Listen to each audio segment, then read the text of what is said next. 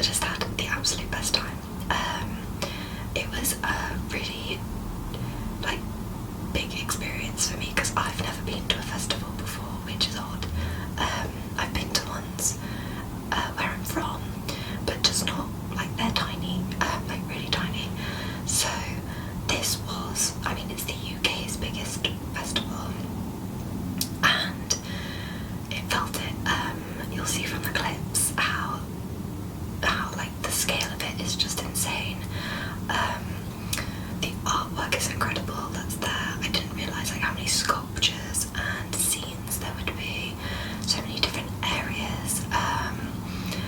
But yeah, so I mean, you'll see through the clips like what we got up to and what we did, but I just thought I would kind of do this pre explanation because the clips are really short because I didn't want to be boring you, but I just might not have as much time to explain. I haven't done the voiceover yet, but basically we travelled down to one of the ports in the UK. We then drove to Glastonbury town, which I want to go back to because I've heard really good things about the town itself. So if I ever do that, maybe I'll take you along. If you like this kind of video, let me know actually if you do.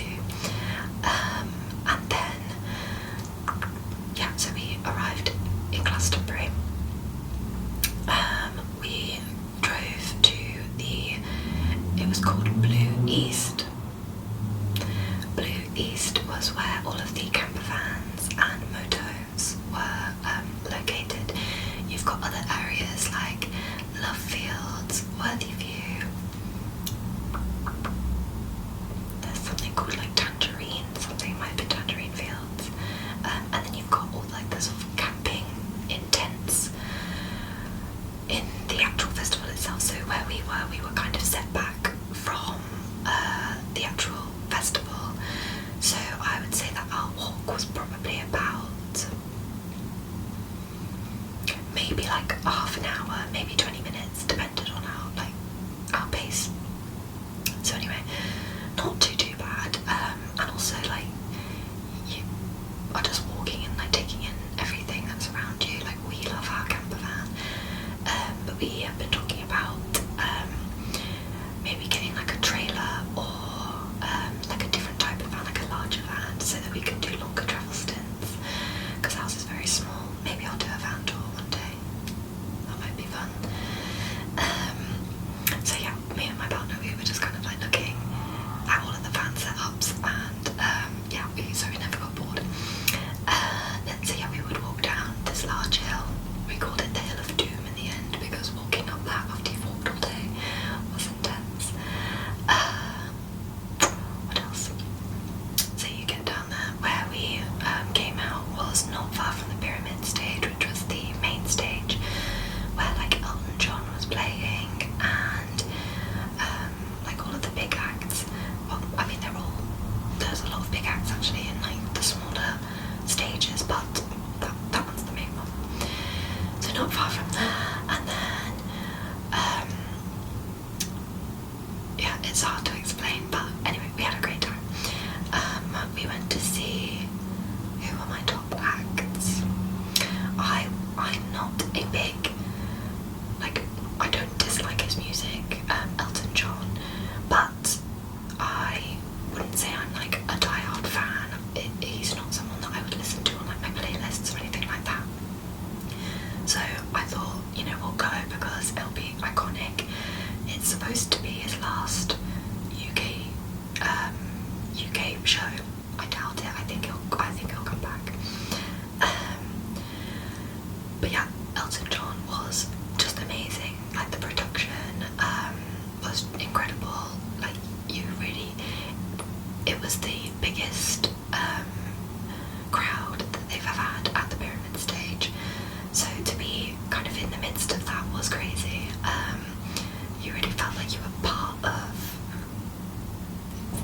something. Like we had to sing the Dua Lipa duet part with him, like the crowd. So that was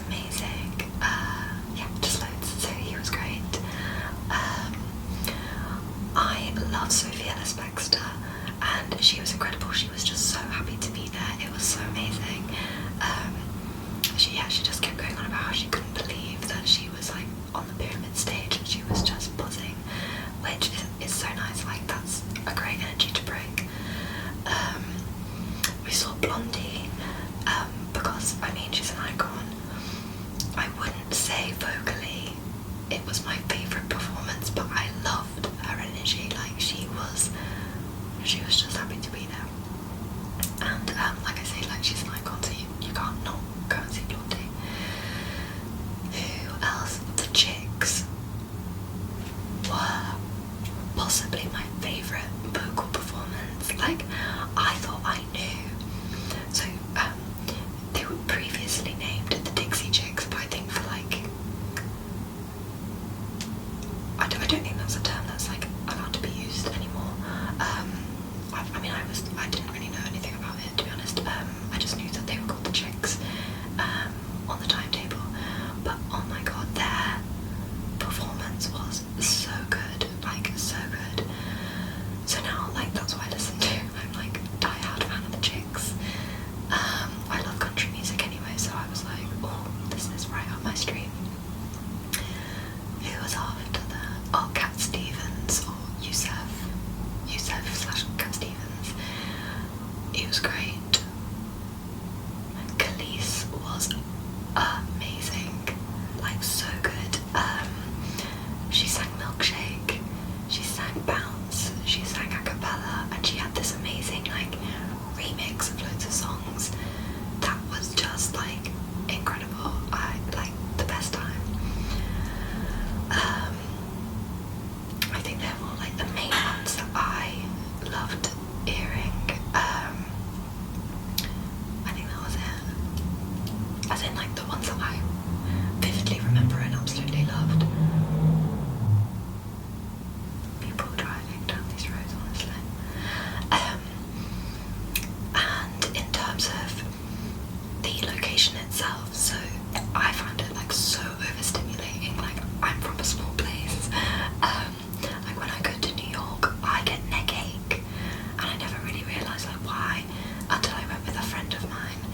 And so I've been to New York a few times, and like the first few times I was like, oh my god, my head is all, I always have like a headache, and I just thought it was like the noise and stuff. But my friend pointed out that because our buildings are so like we don't really have anything huge over here, no skyscrapers or anything, and he was like, when you're here in New York, you're constantly looking up at buildings, like trying to see everything.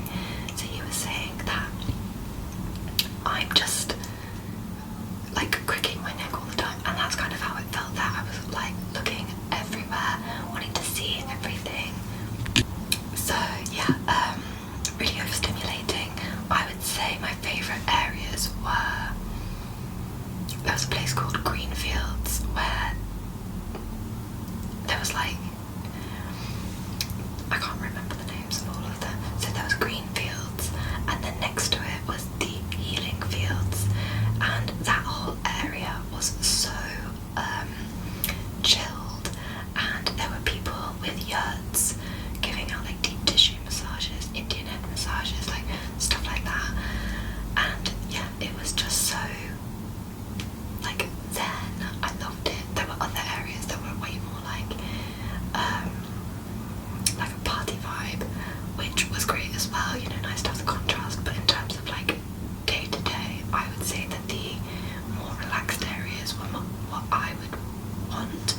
And then it's nice on an evening to be able to go to, there's an area called Shangri-La, which was just like going off like all the time.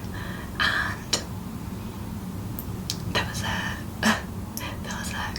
like a girls only, or you know, people who are LGBTQ plus friendly. So there was a bar for like a safe space basically.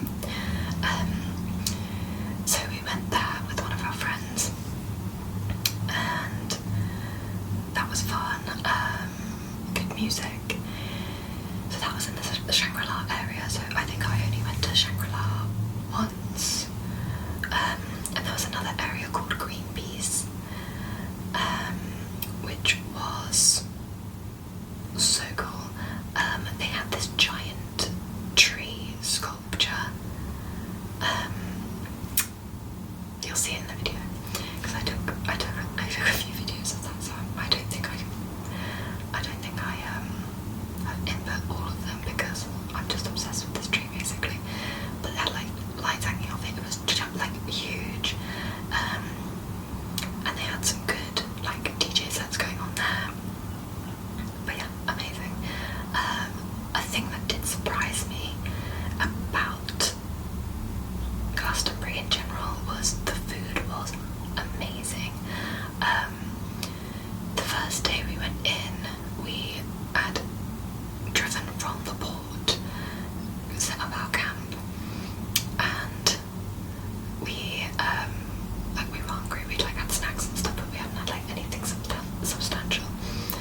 So then we went down to the first section that we arrive at through our gate, and there was an amazing Mexican restaurant, and I got a burrito, so I had a couple of burritos from them over the course of the trip. But I would say my favourite food was this Tibetan tent.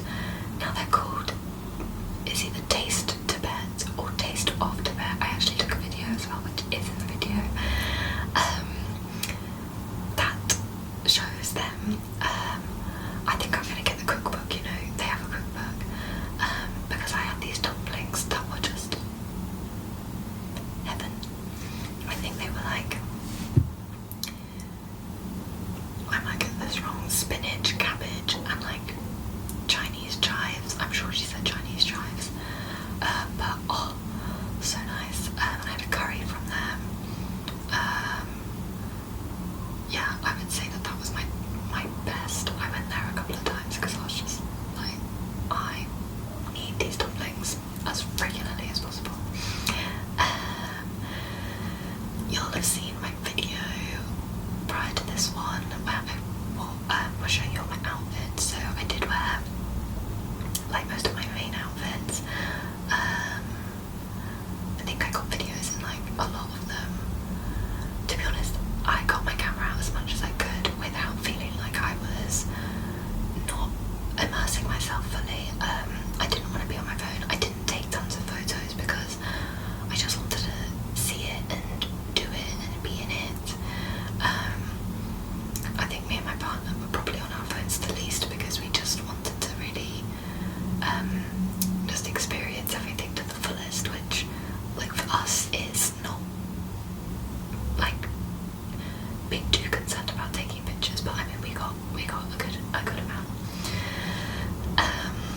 Trying to think of what else I might need to say before I jump into the video.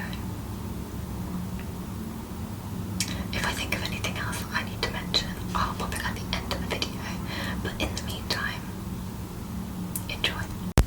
So guys, here we are with all of our bits packed into the back of the van.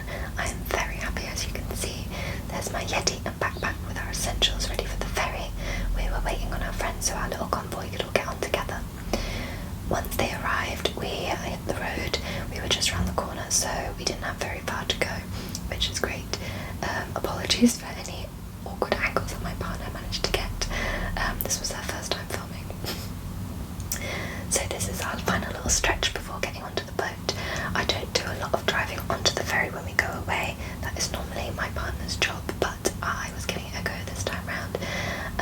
I was feeling pretty confident because I have done it before, but it's always a little bit nerve-wracking because you have to park into tiny little sections of the boat, and in a larger van that can prove a little bit difficult, but it wasn't too bad at all. So we had to get onto the boat and wait in a little bit of a queue, but then shortly thereafter we were on our way up this ramp here, as you can see. So we were on the second car deck. I was pumped. But yeah, so I made my way to the cabin whilst my partner had a couple of drinks with our friends. I wanted to get an early night because I knew we had a lot ahead of us. This was our view from our cabin. We opted for a cabin so that we just made sure that we got plenty of sleep. It was an overnight boat, so that can be a little bit rubbish if you can't get to sleep in a standard seat, but we had plenty of space. This was us just leaving the port. Really pretty time of night, kind of dusky. This was me tucked up. Kelly was still out having some drinks. I had a hot chocolate and my book. So this was us the next morning, getting off at about 6 in the morning. We were feeling a bit groggy, but obviously really excited, and it was a pretty nice port to be getting off at. We had to make sure that we were all close together because we wanted to make sure that all of our sat-navs were making sure that we got to the right place, because there wasn't necessarily like a strict area to be getting to. But then we made a little pit stop at the Tesco halfway just to make sure that we had all of our food and mixes for our drinks. My partner and I went to the Aldi. We are obsessed with the middle aisle. If you know, you know. I took a video of this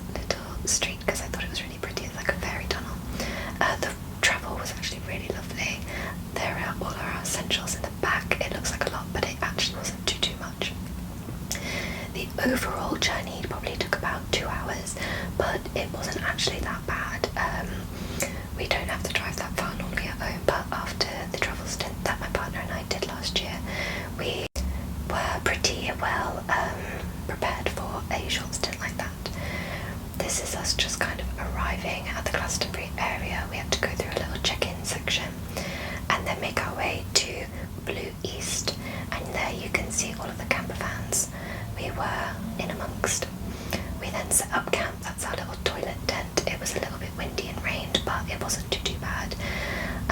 We got ourselves sectioned off, and then we took a stroll down to the actual festival.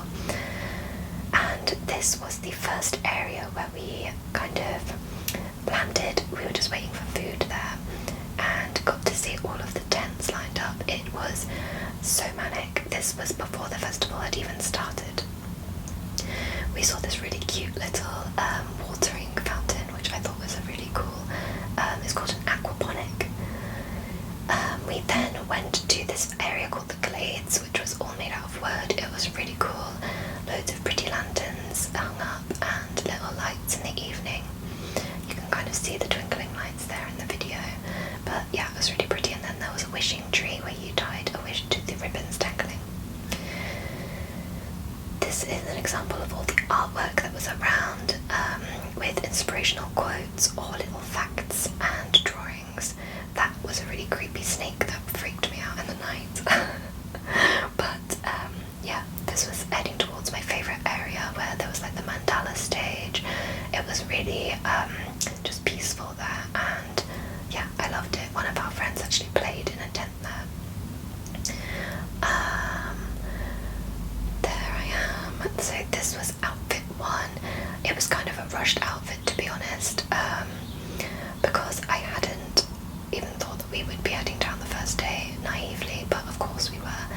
So we stopped off at a few of the tents around there. I think this one was called Lizard something, Lizard Hall maybe, but just look at all the people sat listening to the music. It was just lovely, really good, nice vibes. So yeah, this was the peaceful area before everyone arrived. They just had really cool little bits, and my partner and I were actually talking about how we would take inspiration from some of the decoration for our wedding, which I think will be in 2025. So if we do that, God, terrible filming that. But yeah, we thought we would take inspiration from some of the vibes that we picked up at Glastonbury. Lovely sunny weather. We saw these cool totem poles with pottery in them, and I was obsessed. I really wanted a piece of the art. We did some beading the next day and made some lovely bracelets. There's mine with my nickname on. This was the hill that we walked down every single day and had to walk up every single night, which was pretty steep, but when you're excited you don't really think about it too much, to be honest. That was my crochet dress, which you will have seen. So that is the tree that I was telling you about. Look how gorgeous that is. You'll see more footage of that there. So that is the Greenpeace area, which was just a really nice place to be. Loads of dancing went on there, which was fun. I'm not a big dancer, but the girls were loving it. I just kind of danced next to them. That stage there is Westholtz, where the most sort of flags are. I was waiting for the girls to go to the toilet. The toilets were rough. That is the Rum Shack. This is near the Shangri-La area and the Temple Bar. This had a heavy drum and bass, so not my vibe at all, but still cool to see. This is the view at night. Now every single light and tent you can see is part of Glastonbury. That is how wide the scope is for the festival. This is us listening to our friend in the mandala stage. So local girl, we had to go and represent. She did really well and had a nice little turnout there. We then went off to see Texas.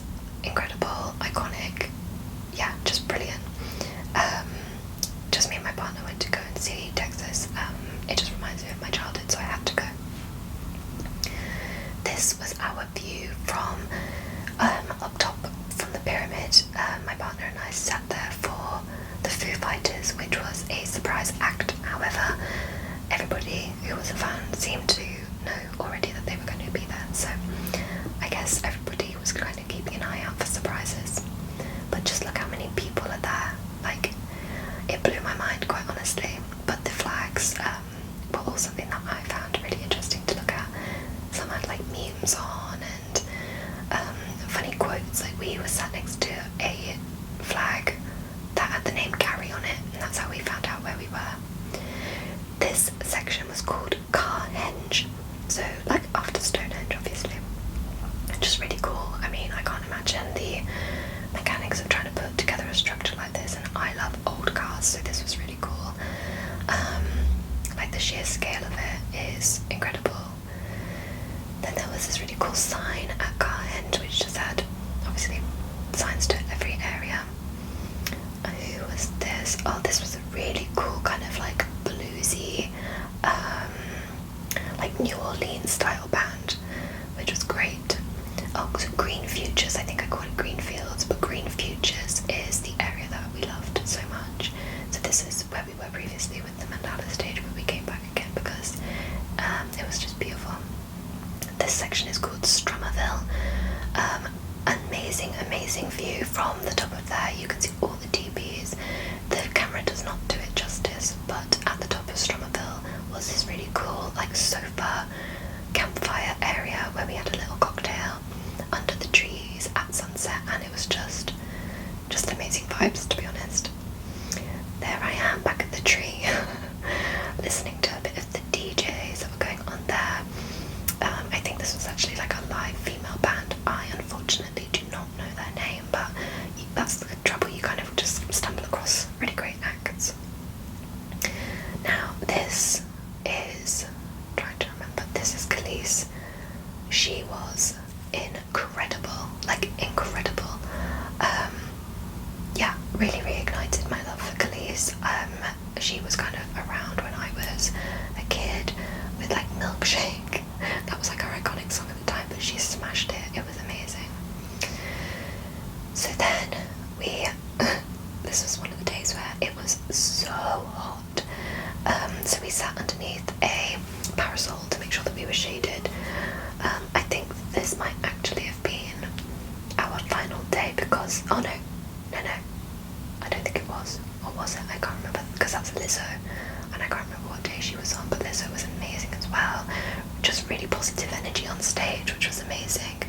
To be honest, overall, everybody had like nothing but good things to say about being where they were. This is Carhenge again, but this is at night.